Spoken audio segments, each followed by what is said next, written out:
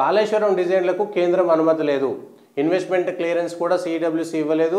తుమ్మిడిహెట్టి వద్ద నీటి లభ్యతపై తప్పుడు ప్రచారం. 40,000 కోట్లతో ప్రాణహిత చేవెళ్ల పూర్తయ్యేది.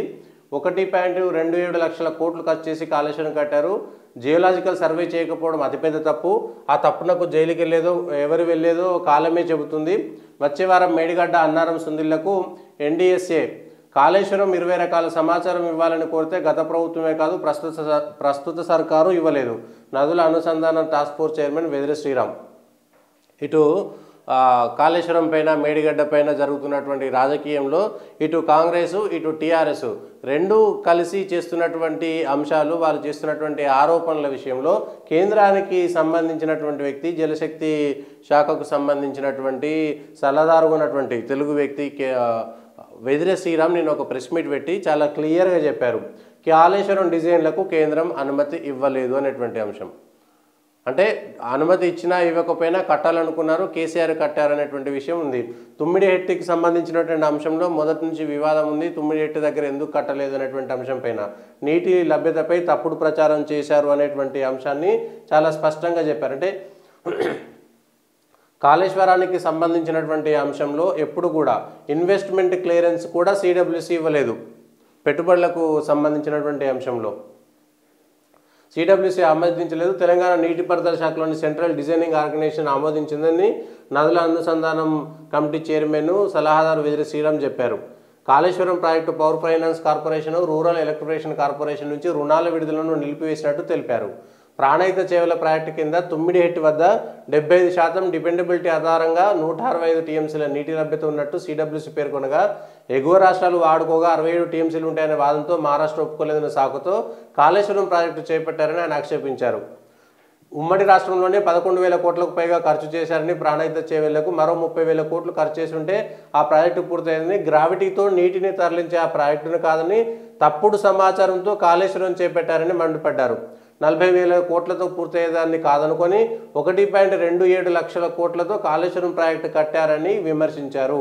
తుమ్మిడిహెట్టిలో 16.4 లక్షల ఎకరాల కొత్త ఆయకట్టుకు నీరందేదని, కానీ మూడింతలు ఎక్కువ వెచ్చించి కట్టిన కాళేశ్వరం ప్రాజెక్టుతో 18 లక్షల ఎకరాలకే నీరందుతుందని అంటే ఈయన నిన్న మాట్లాడారు. 120 రోజుల పాటు మేడిగడ్డ వద్ద వరద ఉంటుందని సిడబ్ల్యూసి స్పష్టం చేసిందని, 120 రోజుల పాటు నీటిని తరలించే అవకాశం ఉండగా కేవలం 60 రోజుల్లోనే 180 టీఎంసీలు తరలించేలా కాళేశ్వరం ప్రాజెక్టును చేపట్టారని విమర్శించారు.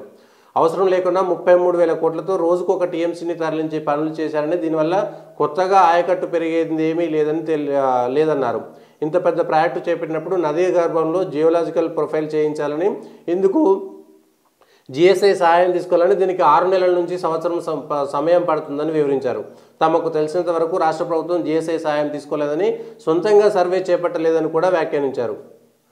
దీనికి సంబంధించి కాళేశ్వరం ప్రాజెక్టులోని మేడిగడ్డ, అన్నారం, సుందిళ్ల బ్యారేజీలు ప్రమాదంలో పడిన నేపథ్యంలో ప్రత్యామ్నాయంగా తుమ్మిడిహెట్టు వద్ద 152 మీటర్ల ఎత్తుతో బ్యారేజీ కట్టుకోవడం లేదా 100 టీఎంసీల సామర్థ్యంతో కాళేశ్వరం వద్ద డ్యాం కట్టుకోవడమే పరిష్కారమని వెదిరి శ్రీరామ్ అభిప్రాయపడ్డారు.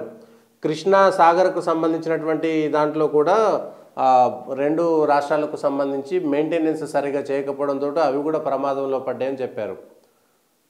దీనికి సంబంధించినటువంటి సమాధానం చెప్పాలైతే ఇదే అంశం పైన మళ్ళీ కేటీఆర్ కూడా ఇంకొక మాట మాట్లాడారు, అది చూద్దాం. అంటే కాళేశ్వరానికి సంబంధించి ఎవరిని సంప్రదించకుండా, ఎవరితో మాట్లాడకుండా, ఏమీ చెప్పకుండా కేసీఆర్ తన సొంతంగా, ఇది కేసీఆరే చెప్పారు, నా చెమట నా మెదడు ఖర్చు పెట్టి నేను కాళేశ్వరం కడుతున్నా అనేటువంటి అంశం. సో ఇందులో ఎవరి ప్రమేయం లేదు, కేవలం కేసీఆర్ ప్రమేయం మాత్రమే ఉందనేటువంటిది స్పష్టంగా అర్థమవుతున్నది. సరే, ఎవరికి జైలు వెళ్తారు, అధికారులు వెళ్తారా లేదంటే రాజకీయ నాయకులు వెళ్తారా అనేటువంటిది ఇంకొక విషయం. కానీ కాళేశ్వరానికి సంబంధించి ఇటు రెండు వర్గాలు, ఇటు కేసీఆర్ టీఆర్ఎస్ సర్కారు లేదంటే కాంగ్రెస్ సర్కారు చెప్తున్న రెండు వాదనలు కాకుండా భిన్నమైనటువంటి ఇంకొక వాదన ఇప్పుడు బయటకు వచ్చింది సరైన సమయంలో. ఎందుకంటే ఇవాళ మేడిగడ్డకు టీఆర్ఎస్ వాళ్ళు పోతున్నారు, కట్టిందే మేడిగడ్డను టీఆర్ఎస్ వాళ్ళు.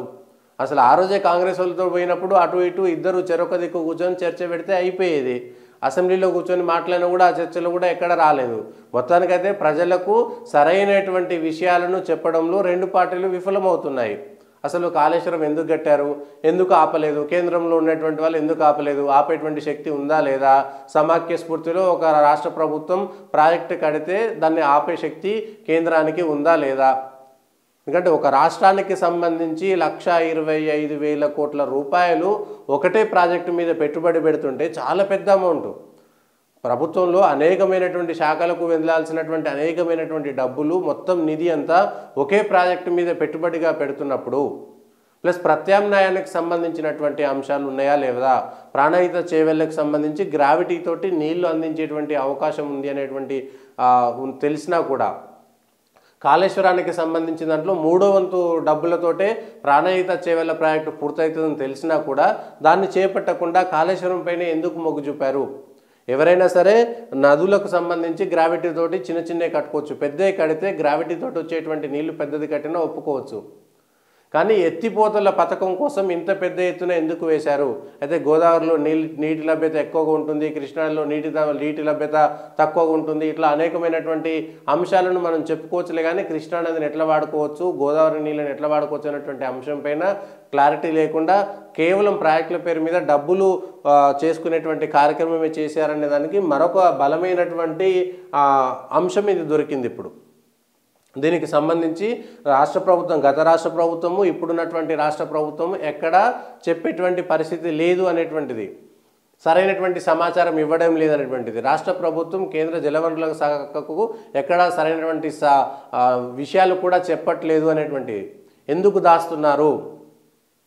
అయితే కేంద్రం దీనిపైన ఏ విధంగా చర్యలు తీసుకుంటుంది, సిడబ్ల్యూసి ఏ విధంగా చర్యలు తీసుకుంటుంది అనేటువంటి అంశాన్ని మాత్రం స్పష్టంగా వాళ్ళే చెప్పాల్సినటువంటి అవసరం ఉంటుంది. లేదంటే దీన్ని టేకప్ చేస్తారు. ఎందుకంటే రాష్ట్ర ప్రభుత్వం మీద మళ్ళీ పెత్తనం చేస్తారా అనేటువంటిది. ఇదే అంశం పైన కాళేశ్వరానికి జాతీయ హోదా ఎందుకు ఇవ్వట్లేదంటే ఎందుకే ఇవ్వలేదు అనేటువంటిది అర్థమవుతుంది కదా. కాళేశ్వరం అనే ప్రాజెక్టుకు డిపిఆర్స్ ఇచ్చే విషయంలో కానీ, డిజైన్ల విషయంలో కానీ కేంద్రానికి ఎక్కడా సహకరించకుండా, కేంద్రానికి విషయం చెప్పకుండా, కేంద్ర జలవనరుల సంఘానికి ఎటువంటి విషయం చెప్పకుండా కాళేశ్వరం అంశంలో అయితే గ్రావిటీతో వచ్చేటువంటి నీళ్లు ఉన్నాయా లేదా, నిజంగా ఎందుకంటే కేసీఆర్ చెప్పిండు, వీళ్ళకి ఏం తెలుసు, తలకాయ తెలుసా, తోక తెలుసా అన్నారు అనుకోండి, నిజమే అనుకునేటువంటిది దబాయించి చెప్పేటువంటి ప్రయత్నమే. కానీ నిజమేమిటి, అనేక మంది నిపుణులు కూడా మొదటి నుంచి కాళేశ్వరం విషయంలో హెచ్చరిస్తున్నారు. కాళేశ్వరం కట్టవచ్చు కానీ ఈ డిజైన్లు ఇక్కడ మార్చాలి, పలానా చోట మార్చితే బాగుంటుంది అనేటువంటి ప్రత్యామ్నాయ సూచనలు, సలహాలు అనేకం ఇచ్చారు. దాని ద్వారా ఖర్చు తగ్గుతుంది, భూగర్భ, ఎందుకంటే ఎత్తిపోతల పథకం అనేటువంటిది ప్రత్యేకం. ఎన్ని రోజులు నీటి లభ్యత ఉంటుంది, ఎన్ని రోజులు వరద ఉంటుంది, ఆ వరద ఉన్నన్ని రోజులు ఎంత ఎత్తిపోయగలుగుతారు, ఎత్తిపోసిన దానికి కావాల్సినటువంటి వ్యవహారం అంతా కావాలి కదా. సో ఈ అన్ని అంశాలపైన భూగర్భ జలాలు ఎంత పెరిగింది, ఇప్పుడు ఎందుకు పెరగడం లేదన్నటువంటి అంశం పైన కూడా ఉండాలి. దీనికి సంబంధించి మాత్రం కాళేశ్వరం ప్రాజెక్టులో చాలా స్పష్టంగా దీనికి సంబంధించినటువంటి ఎవ్వరూ కూడా క్లారిటీ ఇవ్వట్లేదు. అయితే జనాలకు మాత్రం ఏం వెళ్ళాలి, ఏం వెళ్ళకూడదు అనేటువంటిది ఏమీ తెలియట్లేదు దీనికి సంబంధించినటువంటి దాంట్లో. నేడు బీఆర్ఎస్ చెలో మేడిగడ్డ, కాళేశ్వరానికి సంబంధించిందే బీఆర్ఎస్ చెలో మేడిగడ్డ. మేడిగడ్డకు పోతుంటే అక్కడ బొందలగడ్డ ఉన్నదా, తోకమట్టు ఉన్నదా అని కేసీఆర్ గారు విమర్శించారు. మళ్ళీ వాళ్ళ బీఆర్ఎస్ ఎందుకు వెళ్తున్నది, కాంగ్రెస్ తప్పుడు ప్రచారం చేస్తుంది, కాంగ్రెస్ తప్పుడు ప్రచారం చేస్తుంది అంటున్నారు. కానీ అనుమతి ఎందుకు ఇవ్వలేదు, సుందిళ్లలో ఎందుకు మునిగినాయి, బాహుబలి పంపులు మునగలేదా, మిగిలిన పంపులే మునిగినాయా, మునిగితే ఎందుకు మునిగినాయి, ఇట్లా అనేకమైనటువంటి అనుమానాలు ఉన్నాయి ఆ ప్రాజెక్టుకు సంబంధించినటువంటి విషయంలో. ఎందుకంటే ఒక చిన్న అంశం కాదు అది, 1,00,000 కోట్ల రూపాయలు పెట్టినటువంటి ప్రాజెక్టు మునిగిపోతే రాష్ట్ర ప్రభుత్వానికి సంబంధించినటువంటి ఖజానాంతా మునిగిపోయినట్టు లెక్క. అయితే మేడిగడ్డలో 80 పిల్లర్లు ఉంటే 3 పిల్లర్లు కుంగిపోయిన దానికి ఇంత పెద్ద చేస్తారా అంటే, ఆ 3 పిల్లర్లను రిపేర్ చేయాలంటే మిగిలిన నీటినంతా బయటికి పంపించాల్సి వస్తుంది. ఆ 84 పిల్లర్లను కూడా మనం వాడుకునేటువంటి పరిస్థితి ఉండదు కదా. ఆ 3 పిల్లర్లకు సంబంధించినటువంటి పక్కకు పెట్టేటువంటి పరిస్థితి కాదు కదా. అవి పాడైపోయిన పిల్లలను పక్కకు తీసుకుపోయి అలా పెట్టేటువంటిది కాదు. మళ్ళీ 7-6 నెలల్లో దానికోసం కట్టడం కోసం చేయాలి. కట్టిన తర్వాత అవి ఉంటాయో తెలియదు. మళ్ళీ కట్టిన తర్వాత, ఎందుకంటే అక్కడ భూమికి సంబంధించినటువంటి సర్వే, దానికి సంబంధించినటువంటి టెస్టులు చేయలేదనేటువంటిది కదా చెప్తున్నారు. ఇది దీనికి సంబంధించినటువంటి అంశంలో. ఇవాళ ఈ మేడిగడ్డకు పోటాపోటీగా వీళ్ళు కాంగ్రెస్ వాళ్ళు ప్రాణహిత చేవెళ్ళకు సంబంధించినటువంటిది పోతున్నారు, మహబూబ్ నగర్కు సంబంధించినటువంటి దాంట్లోకి వెళ్తున్నారు. పాలమూరు వెనుకబాటుకు కాంగ్రెసే కారణం ప్రజలకు, దీనికి సంబంధించి బొందలగడ్డకు ఎందుకు అని చెప్పేసి వీళ్ళు విమర్శిస్తున్నారు. టీఆర్ఎస్ పార్టీ వెళ్తున్నప్పుడు, ఎందుకంటే అధికారం కోల్పోయిన తర్వాత కాంగ్రెస్ పైన విమర్శలు చేయొచ్చు. అందులోనూ ఇప్పుడు ఇంకా పార్లమెంట్ ఎన్నికలు ఉన్నాయి కాబట్టి ఇవన్నిటికీ సంబంధించి పార్లమెంట్ ఎన్నికలను కూడా దృష్టిలో పెట్టుకొని రాజకీయంగా ఒకరిపైన ఒకరు ఆరోపణలు ప్రత్యారోపణలు చేసుకుంటారు. దానికి సంబంధించినటువంటి దాంట్లో ఎక్కడ ఇబ్బంది ఉండదులే, కానీ వీళ్ళు ఎవరెటు వెళ్తున్నారు అనేటువంటి దానిపైన క్లారిటీ లేదు. ఎందుకంటే వీళ్ళు అటు వెళ్తున్నారు, వీళ్ళు ఇటు వెళ్తున్నారు అనేటువంటి అంశం పైన ఎక్కడ క్లారిటీ లేదు. మేడిగడ్డకు బీఆర్ఎస్, పాలమూరుకు కాంగ్రెస్, ఎత్తిపోతల పథకం సందర్శన, ఉమ్మడి మహబూబ్నగర్ జిల్లాలో ఎమ్మెల్యేలు నాయకుల టూరు, సిడబ్ల్యూసీ ప్రత్యేక అవనతులు వంశీచంద్ర నేతృత్వంలో అక్కడ ఉన్నటువంటి వాళ్ళు వెళ్తున్నారు. ముఖ్యమంత్రి తప్ప అక్కడ గెలిచినటువంటి కర్వేన, ఉదండాపూర్, లక్ష్మీదేవిపల్లి రిజర్వాయర్ల పరిశీలన పోటాపోటీగా. త్వరలో మేడిగడ్డకు డ్యామ్ సేఫ్టీ టీం వస్తుందనేటువంటిది నిన్న చెప్పారు.